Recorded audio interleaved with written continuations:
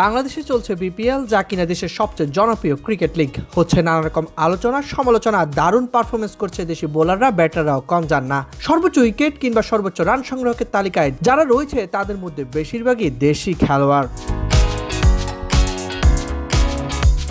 কিন্তু এইসব কিছুই ছাড়িয়ে বাংলাদেশের স্পিন ডিপার্টমেন্টের নিউক্লিয়াস রিশাদ হোসেনকে ভুলে যাচ্ছেন না তো? অবশ্যই তাকে ভোলার কথা নয়, কারণ দেশের মাটিতে না খেললে অস্ট্রেলিয়ার মাটিতে রীতিমতো দাপিয়ে বেড়াচ্ছেন বাংলাদেশের এই স্পিন জাদুকর। অসাধারণ বোলিং নৈপুণ্যে হয়ে উঠেছেন নিজের দলের হোবার্ট হারিকেন্সের নিয়মিত সদস্য। তাকে ছাড়া যেন একাদশ সাজানোই দুঃসাধ্য। তাই তো দলে যোগ দেওয়ার পর থেকেই বাদ পড়েননি একটি ম্যাচও। 2025 সালটা যেন রিশাদের জন্য আশীর্বাদ স্বরূপ। বছরের শুরু থেকে রয়েছেন দারুণ ছন্দে, দুর্দান্ত লেগ স্পিনের পাশাপাশি আয়ত্ত করেছেন ঘুগলিটাও, যার ফলে রিশাদের বলের ধার যেন আরও বেড়েছে দ্বিগুণ।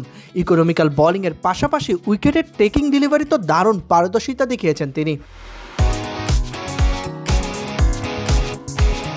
আর রিশাদের এই দারুণ পারফরমেন্স চোখ এড়ায়নি বিগ ব্যাশ লিগের কর্তৃপক্ষের। তাই তো তাকে দলে ফেরাতে মরিয়া হয়েছিলেন বিবিএল এর শক্তিশালী দল হোবার্ট হারিকেন্স। তবে প্রশ্ন উঠেছিল, বাংলাদেশ প্রিমিয়ার লিগ চলাকালে রিশাদকে বিগ ব্যাশে খেলার অনুমতি দেওয়া হবে তো? তখনও সবাইকে চমকে দিয়ে বিসিবি নেয় এক সাহসের সিদ্ধান্ত। বিপিএল না খেলিয়ে বিগ ব্যাশ খেলার অনুমতি দেওয়া হয় তাকে। আর এই সিদ্ধান্তকে দূরদর্শী সিদ্ধান্ত বললেও ভুল হবে না। তাই তো বিসিবিকে দারুণ প্রশংসায় ভাসাচ্ছেন দেশের অসংখ্য ক্রিকেট ভক্তরা।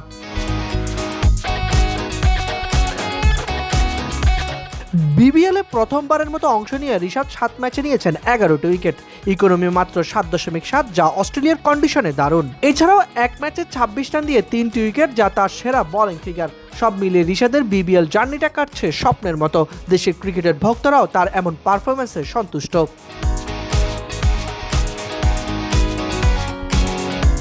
টুর্নামেন্টের বাকি ম্যাচগুলোতে রিশাদ তার ধারাবাহিকতা বজায় রাখবেন, এমনটাই প্রত্যাশা ভক্তদের। সেই সাথে ভক্তদের আরও একটি চাওয়া, বিসিবির এই ব্যতিক্রমী সাহসী সিদ্ধান্ত যেন বহাল থাকে সব সময়।